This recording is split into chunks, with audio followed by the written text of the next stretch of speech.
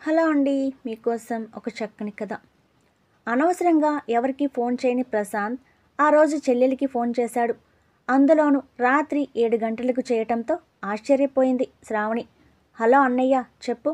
శ్రావణి, నాన్న ఉదయం నుంచి కనిపించడం లేదు. ఆ, ఏదైనా ఊరు వెళ్ళారేమో. ఏ ఊరు వెళ్ళలేదు. సెల్ ఫోన్ కూడా ఇంట్లోనే వదిలిపెట్టి వెళ్ళారు. ఆయన బయటికి వెళ్ళే చోట్లన్నీ వెతికాను అన్నాడు కంగారుగా. ఇంట్లో ఏమైనా గొడవ జరిగిందా? ఎప్పట్లాగే నాన్నకి అమ్మకి పొద్దున ఏదో గొడవ జరిగిందట. దానికి అలిగి వెళ్ళిపోయాడు. అవునా? అంతా తలరాత. ప్రతిరోజు వాళ్ళిద్దరికీ ఏదో ఒక గొడవ లేనిదే నిద్ర పట్టదు అన్నాడు ఆవేదనగా. సరే అన్నయ్య, నేను ఆయన ఇప్పుడే బయలుదేరి వస్తున్నాం అని ఫోన్ ఆఫ్ చేసింది శ్రావణి. కృష్ణమూర్తి రైల్వేలో 35 ఏళ్ళు ఉద్యోగం చేసి రిటైర్ అయ్యాడు. 2 పిల్లలు. కొడుకు ప్రశాంత్, కోడలు కవిత, కూతురు శ్రావణి, అల్లుడు శ్రీధర్. నలుగురు సాఫ్ట్వేర్ ఇంజనీర్లే. మల్టీనేషనల్ కంపెనీలో ఉద్యోగస్తులు. శ్రావణి భర్త అత్తామామలతో బేగంపేటలో ఉంటుంది. ప్రశాంత్ మణికొండలో భార్యతో తల్లిదండ్రులతో కలిసి ఉంటున్నాడు. ఇప్పుడు కవితకి 4వ నెల. రిటైర్ అయిన దగ్గర నుండి కృష్ణమూర్తికి శారదాకి అస్సలు పడ్డం లేదు. ప్రతి చిన్న విషయం దగ్గర అభిప్రాయ భేదాలతో మొదలయ్యే గొడవ పెద్ద యుద్ధాలతోనే ముగుస్తున్నాయి ఈ మధ్య. తల్లి తండ్రి గొడవలు విని విని ఎటూ చెప్పలేక అవస్థపడుతున్నాడు ప్రశాంత్. కోడలు కవిత నాకెందుకని అని మౌనంగా ఉండటానికి మనసొప్పక ఇద్దరికి సర్ది చెప్తూ ఉంటుంది. కృష్ణమూర్తికి షుగర్, బీపీ, కొలెస్ట్రాల్ వంటి వయసుతో పాటు వచ్చే వ్యాధులు దండిగా ఉన్నాయి. సంక్రాంతి సమయం పండక్కి అత్తా కోడళ్ళిద్దరూ కలిసి అరిసెలు, లడ్లు చేశారు. సాయంత్రం ఇంటికి వచ్చిన ప్రశాంత్కి అరిసెలు, లడ్డూ పెట్టి కృష్ణమూర్తికి జంతికలు ఓ ప్లేట్లో తెచ్చిచ్చింది శారద. నాకు లడ్డు, అరిసె ఇవ్వొచ్చుగా అన్నాడు కృష్ణమూర్తి. డాక్టర్ ప్రవీణ్ని పిలవమంటారా? మీరేం తింటున్నారో ఆయనే స్వయంగా చూస్తాడు. మీ షుగర్ లెవెల్స్ ఎందుకు తగ్గటం లేదో ఆయనకు అర్థమవుతుంది అంది శారద. నిన్ను అడగాను చూడు, నన్ను నేను అని బయటికి వెళ్ళిపోయాడు కృష్ణమూర్తి. ఏంటమ్మా, ఒక్క లడ్డు తిన్నంత మాత్రాన షుగర్ సడన్గా నార్మల్ అవుతుందా అన్నాడు ప్రశాంత్. ఆయన షుగర్ లెవెల్స్ ఎంత ఉన్నాయో నీకు తెలుసా? HbA1c 10కి చేరుకుంది. ఆ విషయం ఆయనకే తెలుసు కదా. తెలిస్తే నాకెందుకు గొడవ అని గదిలోనికి వెళ్ళిపోయింది శారద. సాయంత్రం కృష్ణమూర్తి ఇంటికి రాగానే కవిత, మామయ్య మీకోసం షుగర్లెస్ లడ్డు చేశాను, తిని చూసి ఎలా ఉందో చెప్పండి అని ప్లేట్లో పెట్టించింది. థ్యాంక్స్ రా తల్లి, నువ్వు ఒక్కదానివే నన్ను అర్థం చేసుకున్నావు అన్నాడు కృష్ణమూర్తి. అలాంటి సంఘటనలు తరచూ ఇంట్లో జరుగుతూనే ఉంటాయి. కాకపోతే కొన్ని కామెడీగా ముగిస్తాయి, మరికొన్ని కోపతాపాలతో అంతమవుతాయి. అలాంటిదే ఈరోజు జరిగింది. దాంతో కృష్ణమూర్తి కోపంగా ఇంటి నుంచి వెళ్ళిపోయాడు. సాయంత్రం ఇంటికి వచ్చి ప్రశాంత్ విషయం తెలుసుకుని వెంటనే తండ్రి వెళ్లే ప్రదేశాలన్నీ వెతికి వచ్చాడు. ఎక్కడా కనిపించకపోయేసరికి శ్రావణికి ఫోన్ చేశాడు. శారద నిశ్చింతగా టీవీలో సీరియల్స్ చూస్తుంది. ప్రశాంత్, కవిత మొహాల్లో కృష్ణమూర్తి ఇంకా ఇంటికి రాలేదన్న ఆందోళన. టీవీ చూస్తున్న తల్లిని చూడగానే శ్రావణికి చిరాకేసింది. అమ్మా, నాన్న ఇంటికి రాలేదని మేమంతా కంగారు పడుతుంటే నువ్వేంటి కూల్గా టీవీ చూస్తున్నావు? కొంచెం కూడా బాధ లేకుండా అని టీపై మీదున్న రిమోట్ తీసుకుని టీవీ ఆఫ్ చేసింది. శారద లేచి, ఎందుకే అంత గాబరా పడతావు? ఆయన చిన్నపిల్లాడు కాదుగా తప్పిపోవడానికి. ఇంటికి రాక ఎక్కడికి పోతాడు అంది. ఏం మాట్లాడుతున్నావమ్మా? నువ్వు మాట్లాడేది కొంచెమైనా బాగుందా? ఆయన్ని ఎవరు వెళ్ళమనలేదు. వెళ్ళినవాడు తిరిగి రాక ఏం చేస్తాడు? ఏంటో నీ ప్రవర్తన విచిత్రంగా ఉంది అంది శ్రావణి విసుగ్గా. ఏం చేయమంటావు? ప్రతిదానికి అలుగుతూ గొడవ పడుతూ ఇంటి నుంచి వెళ్తుంటే రోజు ఆయన కోసం ఏడవమంటావా? ఊరంతా తిరగమంటావా అంది శారద ఆవేశంగా. ఆపమ్మా, అయినా నాన్న ఇంట్లోంచి వెళ్ళేంతగా గొడవలు ఎందుకు వస్తాయి మీ మధ్య? ఒకటా రెండా ఎన్నని చెప్పమంటావు? అయిన దానికి కాని దానికి కోపం తెచ్చుకుని రాద్ధాంతం చేస్తుంటే అదే జీవితం అయిపోయింది అంటుంటే ఉదయం జరిగిన సంఘటన గుర్తుకొచ్చింది శారదాకు. పొద్దున్న ప్రశాంత్ ఆఫీస్కు తయారవుతుంటే కవిత దోశలు వేయటానికి కిచెన్లోనికి వెళ్ళింది. కవిత, నేతి దోశలు వేయి అన్నాడు ప్రశాంత్. కృష్ణమూర్తి వాకింగ్కి వెళ్ళొచ్చి స్నానం చేసి టిఫిన్ కోసం కొడుకుతో పాటు కూర్చున్నాడు. శారద కిచెన్లోకి వెళ్ళి ఆయన కోసం నూనె లేకుండా దోశలు వేసి తెచ్చిచ్చింది. శారద, నాకు నేతి దోశలు వేస్తావా? రోజు చప్పటి తిండి తిని తిని విసుగొస్తుంది అన్నాడు. ఆయన మాటలను పట్టించుకున్నట్లు లోపలికి వెళ్ళబోతుంటే, నీకే చెప్పేది, నేను చెప్పేది వినిపించుకోకుండా వెళ్తావేంటి? రోజు ఈ చప్పటి తిండి నేను తిన్ను అన్నాడు కోపంగా. మీకు ఈ దోశలు వద్దా? అయితే నాకు పని తప్పింది. వీటిని నేను తింటానులేండి. మోకాల నొప్పులతో నిలబడి చేసుకుని పని తప్పించారు అంది శారద నవ్వుతూ. అంతే. కృష్ణమూర్తి కోపం ఆకాశం వైపు చూసింది. ఆవేశంతో ఊగిపోతూ, తిను, బాగా తిను. నీలాంటి జడాలే ఈ ఎండిపోయిన చప్పటి తిండి తినేది అంటూ కోపంగా లేవబోతుంటే, మామయ్య కూర్చోండి. ఎందుకంత ఆవేశం? నేను మీకు దోశలు వేస్తాను, ముందు కూర్చోండి అంది కవిత. ఇంట్లో నువ్వు ఒక్కతివే తల్లి నన్ను అర్థం చేసుకున్నది అన్నాడు కూర్చొని. కవిత లోపలికి వెళ్ళి దోశ వేసి అందులో ప్రశాంత్ లంచ్ బాక్స్ కోసం చేసిన కూర పెట్టి మసాలా దోశ తెచ్చి ఇచ్చింది మామగారికి. మసాలా దోశ చూడగానే కృష్ణమూర్తి కోడల వైపు మెచ్చుకోలుగా చూసి రుచిగా ఉన్న దోశను ఆస్వాదిస్తూ తృప్తిగా తిని లేచి తన గదిలోనికి వెళ్ళి న్యూస్ పేపర్ చదవసాగాడు. అత్తా కోడళ్ళు కలిసి తింటుంటే, కవిత, ఏంటి మీ మామగారికి ఏకంగా మసాలా దోశ తెచ్చి ఇచ్చావు? నేను వద్దంటుంటే నువ్వు తెచ్చివ్వటం ఏమైనా బాగుందా అంది శారద. అత్తయ్య, నేను నూనె లేని దోశలే వేసి ప్రశాంత్ కోసం చేసిన మిక్స్డ్ వెజిటబుల్ కూర అందులో పెట్టి మసాలా దోశ అని చెప్పాను. కవిత వైపు ఆశ్చర్యంగా చూసి, ఈ సూక్ష్మం నాకు తెలియట్లేదే అనుకుంది శారద. మధ్యాహ్నం భోజనాల తర్వాత కవిత గదిలోనికి వెళ్ళి పడుకుంది. కృష్ణమూర్తి, శారద హాల్లో కూర్చుని టీవీ చూస్తున్నారు. ఉన్నట్టుండి టీవీ వాల్యూమ్ తగ్గింది. శారద, నీకంటే ముందు నేను పోతే ఏం చేస్తావు అన్నాడు. నాకేంటండి, మీరుండరనే బాధ తప్ప. నెల నెల మీ పెన్షన్ డబ్బులు వస్తాయి. ఊర్లోనే కూతురు అల్లుడు ఉన్నారు. కొడుకు కోడలు కళ్ళ ముందే ఇంట్లోనే ఉన్నారు. మనవడో మనవరాలో రాబోతుంది. ఇంకెందుకు దిగులు అంది భర్తని ఉడికిద్దామని. అంతే, బేతాళం మళ్ళీ చెట్టు ఎక్కింది. అంటే నేను ఎప్పుడు పోతానా అని చూస్తున్నావా? అత్త ఎప్పుడు చేస్తుంది, అరుగు ఎప్పుడు ఖాళీ అవుతుంది అన్నట్లుంది నీ వాలకం అంటూ పెద్ద పెద్దగా అరుస్తుంటే, పాపం కవిత ఇప్పుడే పడుకుంది, అరవకండి అంది శారద. అయినా కృష్ణమూర్తి ఆపకపోయేసరికి పక్కనున్న పాత వీక్లీ తీసుకుని చూస్తుంటే, నేనిక్కడ పిచ్చోళ్లా వాగుతుంటే నువ్వు పుస్తకం చదువుతావా అని భార్య చేతిలోని వీక్లీ లాక్కుని చింపి మూలకు విసిరేశాడు. అబ్బా, అరవకండి, కవిత పడుకుందని చెప్తున్నా కదా అని చేతులు జోడించింది.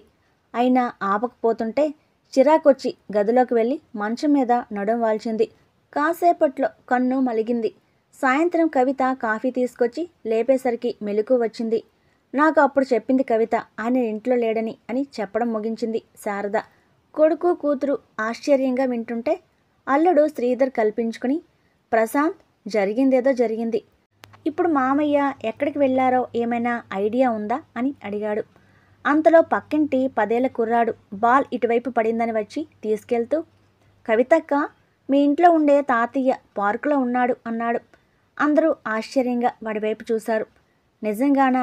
సరిగ్గా చూసావా అంది కవిత. అవును, మీ ఇంట్లో ఉండే తాతయ్యే. నేను ఇప్పటిదాకా పార్క్ పక్కన గ్రౌండ్లో క్రికెట్ ఆడుకుని వచ్చాను. వచ్చేటప్పుడు చూశాను అన్నాడు. వెంటనే బావమరుదులిద్దరూ వెళ్ళి కృష్ణమూర్తిని సమాధానపరిచి ఇంటికి తీసుకొచ్చారు. శారద, కృష్ణమూర్తి ఒకరినొకరు బద్ధశత్రువులా చూసుకున్నారు. రాత్రి భోజనాలప్పుడు, ఏంటి నాన్న ఇది? అమ్మ ఏదైనా తెలిసి తెలియకంటే చూసి చూడనట్లు విని విన్నట్లు వదిలేయాలి. కానీ ఇలా ఇల్లు వదిలి వెళ్ళటం, అలగటం, అరుచుకోవటం ఈ వయసులో మీకు బాగుందా అంది శ్రావణి. అమ్మా, నువ్వు కూడా నాన్న ఏదైనా అంటే కాసేపు మౌనంగా ఉంటే సరిపోతుంది.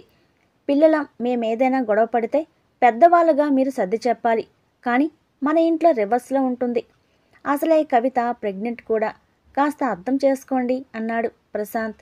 భోజనం చేశాక కూతురు అల్లుడు వెళ్ళిపోయారు. రాత్రి బెడ్రూమ్లో, వీళ్ళతో పడలేం కవిత. వయసైన కాలంలో కృష్ణారామ అనుకుంటూ ఏ టీవీనో చూస్తూ కాలం గడపకుండా టామ్ అండ్ జెర్రీలా ఎప్పుడు ఈ గొడవలేంటి?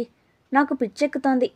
ఇంకోసారి ఇలా జరిగితే మనమే ఎక్కడికైనా ట్రాన్స్ఫర్ పెట్టుకుని వెళ్ళిపోదాం అన్నాడు ఆవేశంగా ప్రశాంత్. అలా అనకు ప్రశాంత్.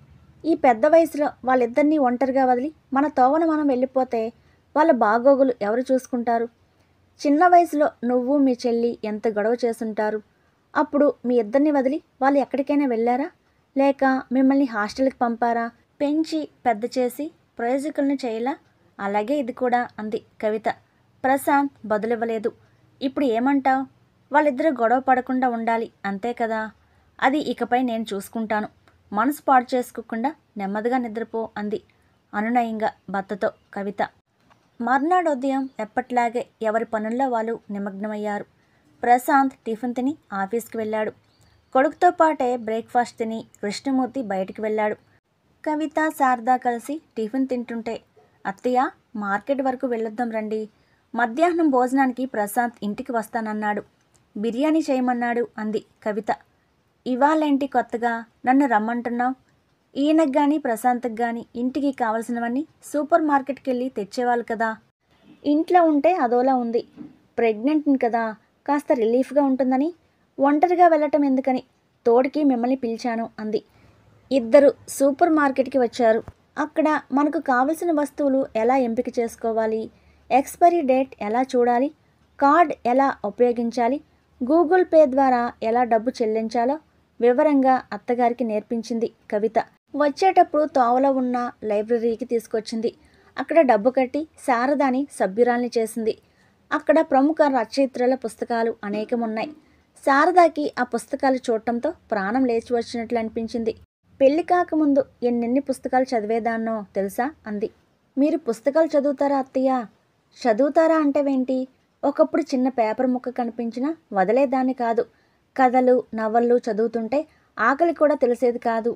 ఆ కాలంలో ఇప్పట్లో సెల్ ఫోన్లు, ఇంటర్నెట్లు, యూట్యూబ్లు లేవు కదా. నాకు కాలక్షేపమే పుస్తకాలు చదవటం. ఆ రోజులే వేరు. మరింకేంటి, రోజు ఇక్కడికి రండి, మీకు ఇష్టమైన పుస్తకాలు తెచ్చుకుని చదవండి ఖచ్చితంగా కవిత అని తన అభిమాన రచయిత్రి కథల పుస్తకాలు, నవళ్ళు తీసుకుంది. ఇవాళ వంట నేను చేస్తాను, ఇంటికి వెళ్ళాక వీటిని చదువుకోండి అంది కవిత. ఇద్దరు ఇంటికి వచ్చారు. శారద తన గదిలోనికి వెళ్ళి నవల చదవటం మొదలుపెట్టింది. 10 నిమిషాలు విశ్రాంతి తీసుకుని కిచెన్లోనికి వచ్చింది కవిత. ఆ సమయంలో అటు వచ్చిన మామగారిని చూసి, మామయ్య మీరు వంట బాగా చేస్తారని ప్రశాంత్ చెప్పాడు, నిజమేనా అంది. ఏదో తమాషాకి చెప్పి ఉంటాడు, బ్యాచిలర్గా ఉన్నప్పటి కథ అది. పెళ్ళయ్యాక శారద నాతో టీ కూడా ఏనాడు పెట్టించలేదు అన్నాడు. అయితే ఇవాళ వంట మీరే చెయ్యాలి. అయ్యో, నేను వంట చేస్తే ఎవరు తింటారమ్మా? భయపడకండి మామయ్య, మీకు వంట చేయటం నేను నేర్పిస్తాను. నేను ఎలా చెప్తానో మీరు అలాగే చేయండి చాలు. నీ నమ్మకం ఏమిటో, నేనెందుకు కాదనాలి అన్నాడు. గదిలో నుంచి బయటికి రాకుండా నవల్లో లీనమైపోయింది శారద. మధ్యాహ్నం భోజనానికి ఇంటికి వచ్చిన ప్రశాంత్తో పాటు అత్తగారికి మామగారికి భోజనం వడ్డించింది కవిత. ఇవాళ స్పెషల్గా ఉందే బిర్యానీ అంటూ తల్లి కొడుకులు ఆస్వాదించుకుంటూ తిన్నారు. ఏమీ మాట్లాడకుండా చేసింది ఎవరో చెప్పకుండా థ్యాంక్స్ అత్తయ్య అంది కవిత. మరుసటి రోజు శారదాను బ్యాంకుకు తీసుకువెళ్ళింది కవిత. బ్యాంకులో డబ్బు ఎలా డిపాజిట్ చేయాలో, ఎలా తీసుకోవాలో, ఏటీఎంలో డబ్బు ఎలా డ్రా చేయాలో నేర్పించింది. అలాగే మామగారికి యూట్యూబ్లో చూస్తూ వంటలు ఎలా చేయాలో చెప్పింది. ఇప్పుడు బ్యాంక్ పనులు, కూరలు తేవటం, సూపర్ మార్కెట్లో సరుకులు తేవటం మొదలు ఆన్లైన్లో కరెంటు బిల్లు కట్టడం, గూగుల్ పే ద్వారా డబ్బు చెల్లించడం, అంతటితో ఆగకుండా ఆన్లైన్లో ఆర్డర్ చేయటం, కావలసిన వస్తువులు ఇంటికే తెప్పించుకోవటం వరకు శారదే చేస్తుంది. కవిత సూచనలతో ఇంట్లో రుచిగా వంట చేయటం పూర్తిగా నేర్చుకున్నాడు కృష్ణమూర్తి. ఆ రోజు పెరిగిన డిఏ ఏరియస్ పెన్షన్లో రాకపోవటంతో కృష్ణమూర్తి, కవిత నేను రైలు నిలయం వరకు వెళ్ళొస్తానమ్మా అని బయలుదేరబోతుంటే అది విని శారద వేగంగా గదిలో నుంచి వచ్చి, మీ డిఏ ఏరియస్ పెన్షన్కి రేపు వేస్తారట అంది. 15 రోజుల తర్వాత మాటలు కలిపిన శారద వైపు ఆశ్చర్యంగా చూసి, నీకెలా తెలుసు అన్నాడు. నిన్న సూపర్ మార్కెట్లో మీ కొలీగ్ రాజారావు గారు కనిపించి చెప్పారు అంది దగ్గుతూ. అప్పుడు కిచెన్ నుండి కవిత, మామయ్య ఇప్పుడు బయట పనులన్నీ అత్తయ్య చూస్తున్నారు. ప్రతిరోజు లైబ్రరీకి వెళ్ళి కథల పుస్తకాలు, నవళ్ళు తెచ్చుకొని చదువుతున్నారు. అంతేకాదు యూట్యూబ్లో తనకు నచ్చిన పుస్తకాలు ఆన్లైన్లో కొనటం, చదవటం కూడా అంది. అలాగా, వెరీ గుడ్ అని కిచెన్లోకి వెళ్ళి మిరియాల కషాయం కాచి శారదాకిచ్చి, రాత్రంతా దగ్గుతూనే ఉన్నాం, జలుబు కూడా ఉన్నట్టుంది అన్నాడు. కవిత, ఇప్పుడు కషాయం కాచావా, నీకెందుకమ్మా శ్రమ అంది శారద. నేను కాదత్తయ్య, మామయ్య కాచారు. ఇప్పుడు మామయ్య కాఫీ నుండి కషాయం వరకు వంటలన్నీ నేర్చుకున్నారు అంది. ఈసారి ఆశ్చర్యపోవటం శారద వంతైంది. అవునా, ఈయనకి టీ పెట్టడం కూడా రాదే అంది కృష్ణమూర్తిని చూస్తూ. అంతా కవిత కోచింగ్ అన్నాడు. సరిగ్గా అప్పుడే వచ్చిన శ్రావణి అది విని, నిజమా నాన్న అంది సంతోషంగా. కవిత వైపు తిరిగి, నిన్న అన్నయ్యకి ఫోన్ చేస్తే నిన్ను నాన్ స్టాప్గా పొగడ్తలతో ముంచెత్తాడు. ఇప్పుడు ఇంట్లో అమ్మా నాన్నల మధ్య తగాదాలే లేవని చెప్పాడు. ఏమ్మాయి చేసావు వదినా అంది శ్రావణి. నేనేం చేయలేదు శ్రావణి. మీకందరికీ మామయ్య అత్తయ్య గొడవ పడ్డం తగువలాడుకోవడమే మాత్రమే తెలుసు. కానీ నాకు వాళ్ళిద్దరి మధ్య ఉన్న అన్యోన్యత గురించి కూడా తెలుసు. అన్యోన్యత? మా అమ్మా నాన్న అలా ఉండటం మేము ఎప్పుడు చూడలేదే అన్నారు అన్నా చెల్లెళ్ళు. ఐ లవ్ యూ అని 10 సార్లు చెప్తేనే అన్యోన్యత? కానే కాదు. తనకి ఇష్టం వచ్చింది తిన్నివ్వటం లేదని మామయ్య గారికి కోపం. ఆయన షుగర్ బీపీ మనిషి. ఇష్టం వచ్చినట్లు తింటే ఆయన ఆరోగ్యం ఏమవుతుందోనని అత్తయ్యకి భయం. అంటే మామయ్య గారంటే అత్తయ్యకి ఎంత ఇష్టమో చూడండి. అది ఎలా వ్యక్తపరచాలో ఆమెకి తెలియటం లేదు. ఇక మామయ్య గారికేమో అత్తయ్యకి బయటి ప్రపంచం గురించి తెలియదనే అపోహ. ఒకవేళ తను ముందుగా పోతే అప్పుడు ఏం చేస్తుందో అని భయం. అదే విషయాన్ని అత్తయ్యని అడిగారు. ఆమె సరదాగా చెప్పిన జవాబును ఆయన సీరియస్గా తీసుకున్నారు. అందుకే ఇల్లు వదిలి వెళ్ళారు.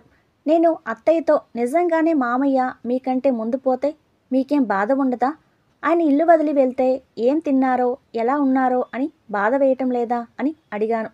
అందుకు అత్తయ్య, ఆయన నన్ను వదిలి ఎక్కడికి వెళ్ళరు కవిత. నాతో గొడవ పడందే ఆయనకి పొద్దుపోదు. నాతో మాట్లాడకుండా ఉన్న సందర్భాలు ఉన్నాయి, కానీ నన్ను చూడకుండా ఏనాడు ఉండలేదు. చీకటి పడేలోగా ఎలాగో వస్తారు. నిద్రపోయే ముందు నా మొహం చూస్తేనే ఆయనకు నిద్ర పడుతుంది. పొద్దున లేచాక నా మొహం చూసాకే బయటికి వస్తారు. ఆయన సంగతి నాకు బాగా తెలుసు. ఖచ్చితంగా వస్తారు చూడు. అయినా ప్రెగ్నెంట్వి, నువ్వు వీటి గురించి ఎక్కువ ఆలోచించుకు అన్నారు. అప్పుడు అర్థమైంది వీళ్ళిద్దరి మధ్య ఉన్న బలమైన ప్రేమ. ఇంత అన్యోన్యంగా ఉన్న వీళ్ళ మధ్య ఎందుకు గొడవలు వస్తున్నాయని ఆలోచించాను. అప్పుడు నాకు అర్థమైంది ఏంటంటే, 36 ఏళ్ల పాటు మామయ్య ఉద్యోగంలో పగలంతా గడిపి వచ్చేవారు. మిగిలిన కొద్ది సమయంలో కుటుంబ విషయాలు, పిల్లల బాధ్యతలతో గడిచిపోయేది. పెళ్ళైన దగ్గర నుంచి ఇల్లు వంట తప్ప మరో లోకం తెలియదు అత్తయ్య గారికి. మామయ్య గారికి ఇప్పుడు ఆఫీస్కి వెళ్ళే పని లేకపోయినా బయట పనులకు మాత్రం ఇప్పుడు కూడా ఆయనే తిరగాల్సి వస్తుంది. అత్తయ్య వంట పని అంతే. ఇలా ఇద్దరు ఒకే పని ఎన్నో ఏళ్ళుగా చేస్తున్నారు. ఆ పని వాళ్ళకి ఇష్టమైనదే అయినా వాళ్ళకి బోర్ కొడుతుంది. ఒకే చోట కాలు ముడుచుకొని కూర్చుంటే కాళ్ళు తిమ్మిర్లెక్కుతాయి. అదేవిధంగా ఒకే పనిని నిరంతరం చేస్తుంటే చేసే పని మీద ధ్యాస తగ్గుతుంది, విసుగు కలుగుతుంది. ఆ సహనాన్ని సహజంగానే మన ప్రక్కనున్న వాళ్ళ మీద చూపుతుంటాం. అత్తయ్య మామయ్య కూడా అదే చేస్తున్నారు. మనం లగేజీ ఎక్కువసేపు పట్టుకోవలసి వస్తే చెయ్యి మార్చుకుంటాం. అలా ఎప్పుడు ఒకే పని చేస్తే వాళ్ళల్లో ఒకలాంటి శూన్యత ఏర్పడుతుంది. దాని నుండి బయటపడాలంటే లగేజీ ఓ చేతి నుంచి మరో చేతికి మార్చుకున్నట్లే వీళ్ళిద్దరి పనుల్లో మార్పు చేశాను. ఇప్పుడు బయట పనులన్నీ అత్తయ్య గారే చేస్తున్నారు. ఆమెకి ఇష్టమైన పుస్తకాలు స్వేచ్ఛగా చదువుకుంటున్నారు. మామయ్య గారు కూడా ఒకప్పుడు తనకిష్టమైన వంటని ఇన్నేళ్ల తర్వాత కొత్తగా చేస్తూ రిలీఫ్గా ఫీల్ అవుతున్నారు. ఇదే సీక్రెట్ అంది కవిత.